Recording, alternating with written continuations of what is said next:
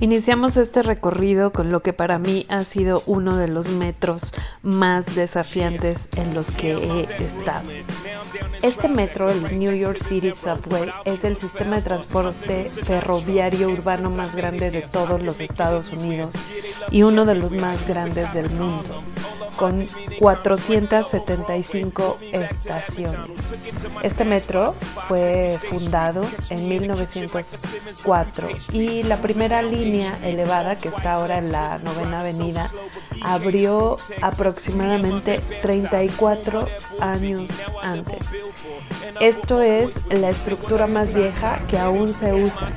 Y esta pues se abrió en 1885, que formó parte de la línea que va por la avenida Lexington. Y bueno, que ahora forma parte de la línea Jamaica de BMT en Brooklyn. O sea que esta es la línea más antigua abierta y su uso es desde 1863. Bueno, el actual sistema funciona las 24 horas todos los días del año. O sea, el metro está abierto todo el año, todos los días. Y bueno, se supone que viajan alrededor de un año más de 1,000 millones, 1,000 millones de pasajeros. Entonces, como pueden ver, pues es un metro muy avanzado. En el 94 fue cuando este uso de las tarjetas que vieron hace ratito empezó a hacerse popular, o más bien se estableció esto de la MetroCard. Este día yo fui anoche, ya pasaban de las 10 de la noche, así que por eso había tan poquita gente. La verdad es que mi ruta hacia Manhattan, de regreso en la noche, es la que va más vacía. La mayoría de gente va de Manhattan al Bronx o de Manhattan a Brooklyn, etc. Después de mi aventura en metro, el otro día me esperaba. Y como saben, me hospedé en el Rockefeller Center o el Centro Rockefeller, que es un complejo de 19 edificios comerciales que está entre las calles 48 y 51 en la isla de Manhattan. Construido obviamente por la familia Rockefeller, una gente ahí que tiene un poquitillo de dinero, unos más o menos adinerados de Estados Unidos y del mundo construyeron este centro Rockefeller. Y bueno, en este centro se encuentra la famosísima Quinta y Sexta Avenida. Y aquí se encuentran algunas de las boutiques más lujosas de todo Nueva York y pues del mundo. Está compuesto pues por una multitud también de teatros con gran reputación, como el Radio City Music Hall.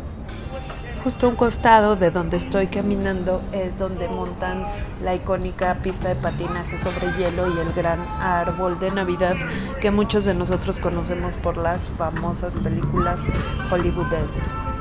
Y que bueno, que es un gran referente turístico en la isla de Manhattan. Ahora estaba en especie de reparaciones.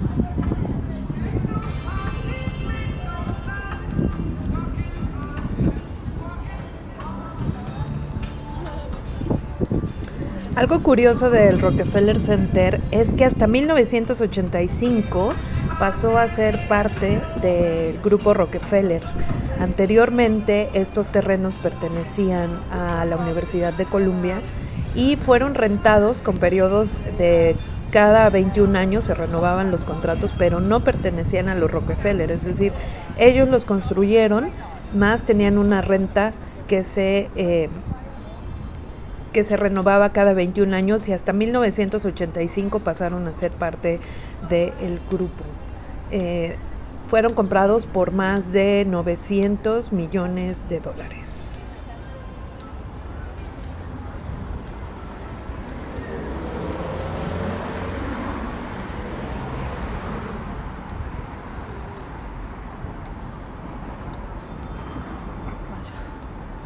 Pues vamos.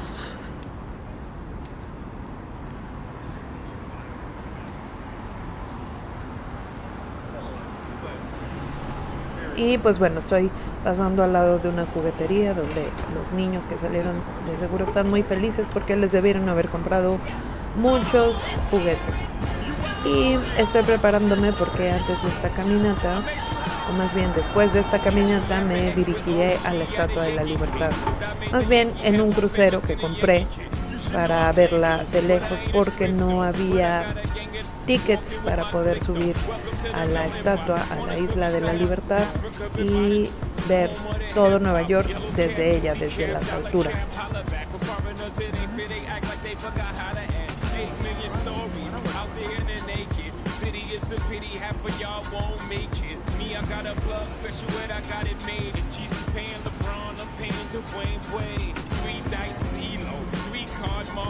Labor Day parade, rest in peace, Bob Marley. Statue of Liberty, long live the World Trade, long live the King, yo. I'm from the Empire State.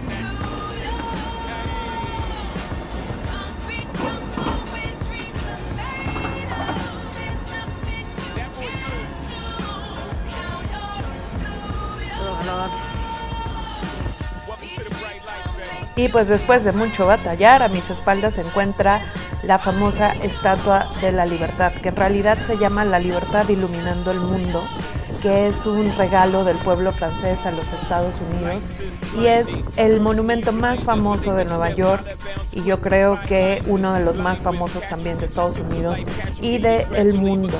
Este regalo fue hecho en 1886 por conmemoración del centenario de la Declaración de la Independencia de los Estados Unidos y fue pues un signo de amistad entre las dos naciones. Se inauguró en 1886, ese mismo año, el 26 de octubre, y bueno, pues en ese entonces lo inauguró el presidente Grover Cleveland. El escultor es Frederick August Bartholdi, pero la estructura interna fue diseñada por el famosísimo Gustave Eiffel. Así que, bueno, ese es un gran regalo, ícono ahora existente. Y quiero platicarles de este paseo que tomé, que les recomiendo mucho hacerlo cuando visiten Nueva York.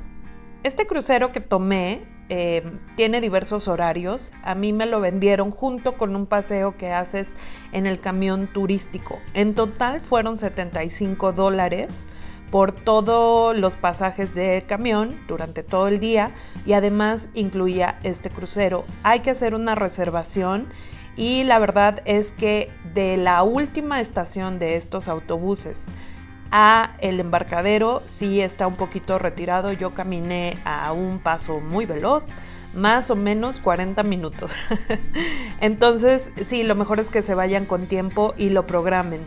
El mío fue el del último horario y la verdad es que valió mucho la pena porque fue la transición entre el día, el atardecer y después la caída del sol y por supuesto estas vistas nocturnas que no tienen precio.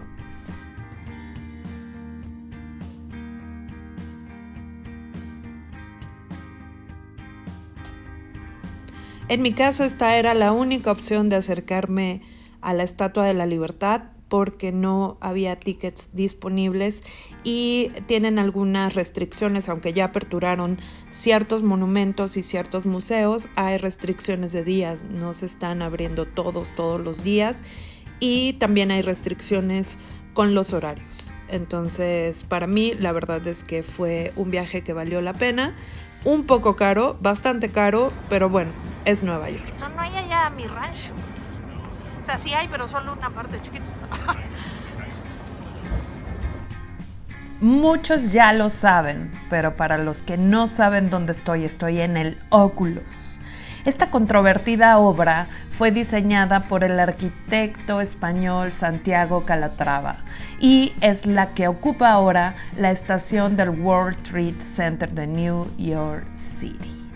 Bueno, pues esta obra fue diseñada y es ahora conocida como la estación de metro más cara del mundo porque terminó costando $4,000 millones cuando estaba en un principio diseñada y se especulaba que iba a costar o habían hecho el plan para que costara 2,200. De 2,200 casi se duplicó a 4,000 millones de dólares. Y bueno, fue inaugurada en 2016 esta controversial pero preciosa obra. A mí me lo pareció que está hermosa. Será que soy amante del blanco y un poco de este concepto minimalista que me parece que tiene, o no sé, habría que preguntarle a Santiago Calatrava qué intentó diseñar aquí.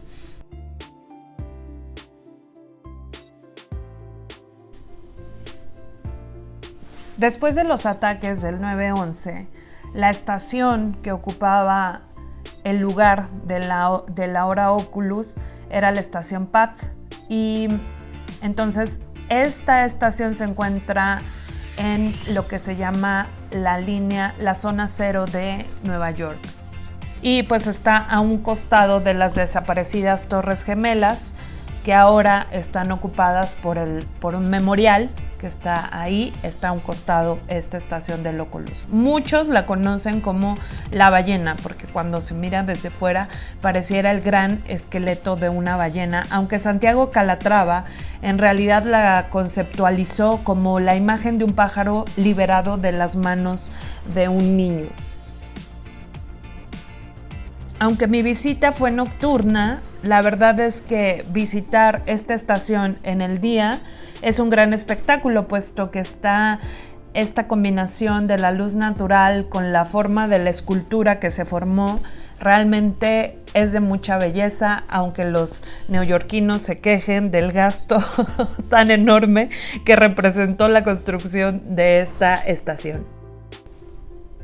Pero ¿por qué esta estructura tan bonita, tan moderna, tan preciosa, tiene tantos detractores? Bueno, para empezar, el costo, que no es ningún detalle menor, que fue, como ya dije, de 4,000 millones de dólares.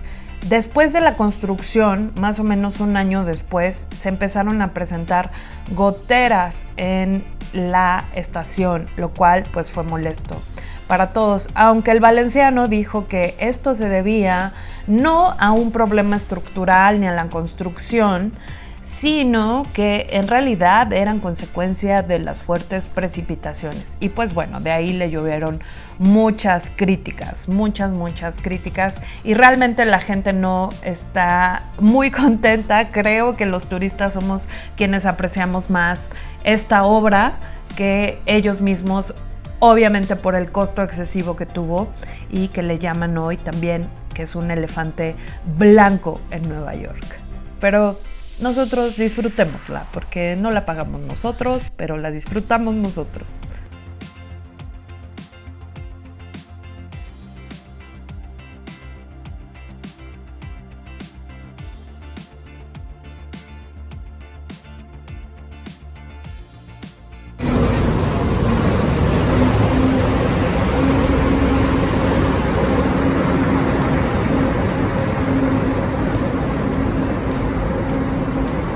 Bueno, y aunque el metro funciona 24 horas, ya es hora de irme a descansar a mi casita, bueno, más bien al hotel, así que tomé el metro en la noche y llegando al hotel les daré el tour magnífico por mi super habitación, que ya verán lo grande que es.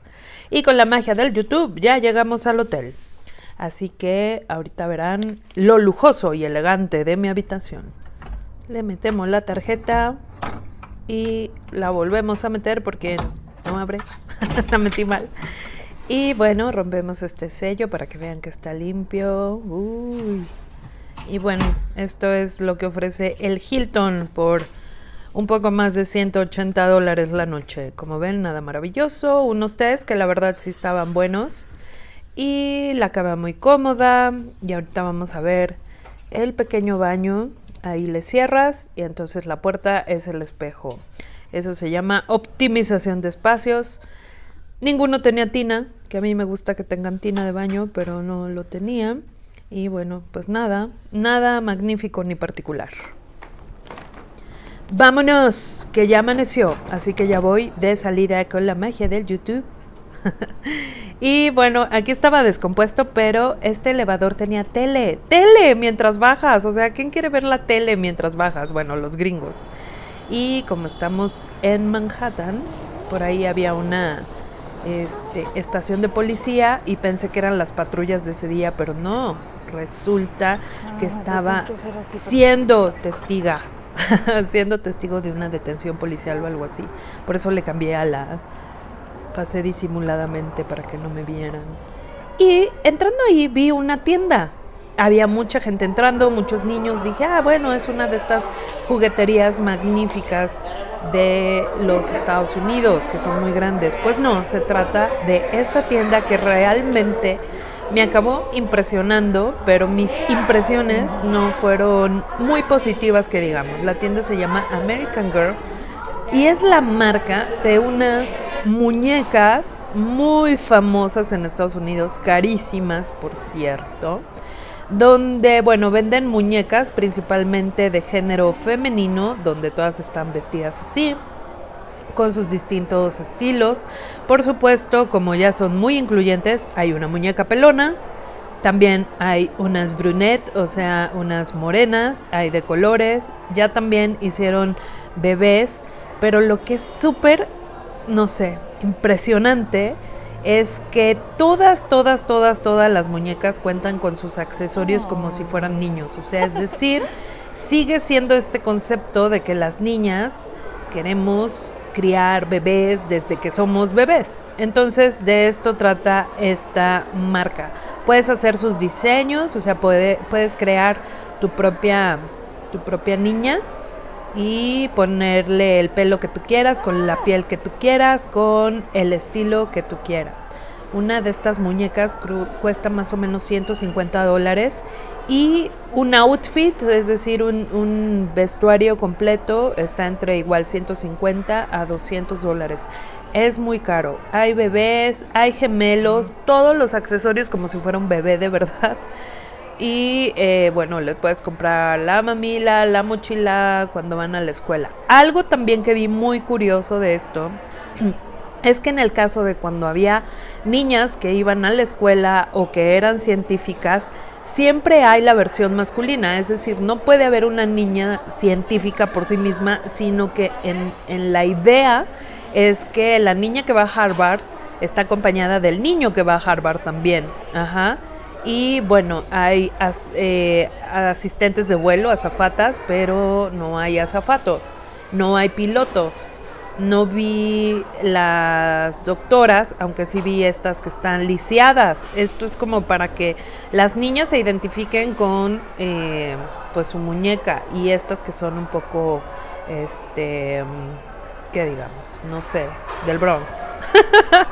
Para que aquí nadie se sienta despreciado. Por supuesto, tienen su propio salón de belleza y su hospital de muñequitas. Aquí está lo que les decía. Este muñeco está pues estudiando ciencia y va junto a la muñeca. No hay una muñeca que estudie ciencia solita. No sé si me entienden, yo creo que sí. Lo que trato de decir es que este mensaje sigue siendo un mensaje bastante retrógrado. Ajá. Es decir, no está mal que las niñas quieran jugar con bebés, pero no hay niños aquí. No vi un solo niño que quisiera jugar con esto, porque seguimos socializando o haciendo que esta cultura sea meramente femenina, lo cual no me parece. Los vestidos son carísimos y te puedes vestir como tu muñeca. O sea, también puedes vestir a tu muñeca, en este caso una muñeca negrita, y vestirte tú igual. Entonces esta es la parte como donde había más culturas. Por supuesto, también está la parte de bebés, ¿no? Que ya les había dicho, que tiene sus pañales, su pañalera, sus carriolas, su andadera, todo lo que un bebé real, de la vida real, utiliza. Y yo creo que te sale, ahí está, la carriola para bebés gemelos. Y por ahí había una de triates, no sé si sale. Aquí hay un niño y yo lo seguí un poquito con la cámara porque dije, quiero ver si los papás le compran algo. Pues porque los niños también pueden sentir esta idea de que miren la cangurera para cargar a tu propio bebé. Y no, Y estos papás, bueno, esta familia iba con la hermanita y en realidad al niño no le compraron nada, aunque él también tenía ganas de una muñequita. No se la compraron, qué malos, porque siguen creando esta cultura de que la crianza de los bebés es meramente una cuestión femenina. Aquí los accesorios de los bebés, de verdad es impresionante lo que ha hecho la marca y lo popular que es. O sea, yo vi a las niñas cuando llegan dan gritas de emoción de que las están llevando sus papás a comprar sus muñequitas. Y bueno, esto es parte de la cultura gringa, cosas que a veces impresionan. Y bueno, pues este es el primer piso principal, pero había un segundo piso al cual no me quería meter. Y como ven también tiene la parte de muñecas que son como muñecas autóctonas, por ejemplo Kaya, que es una india. Y pues supongo que es Cherokee, la verdad no vi. También está este espíritu Aloha con Nanea, que es una hawaiana. Me recordó un poco a estas ondas que hacía Barbie con la Barbie Malibu y la Barbie negra, que no me acuerdo cómo se llama, Rebeca, con sus vestiditos de época. La verdad es que esta American Girl tiene decenas de años aquí y bueno, quería mostrarles esto porque la verdad se me hizo un poco impresionante, bastante retrógrado, pero bueno, así son los gringos. Así que me despido. Esta es la entrada de American Girl, yo ya me voy y los veo en el siguiente capítulo de lo que fue la aventura de esta mex española en la Gran Manzana, en Nueva York. Así que nos vemos pronto. ¡Chao!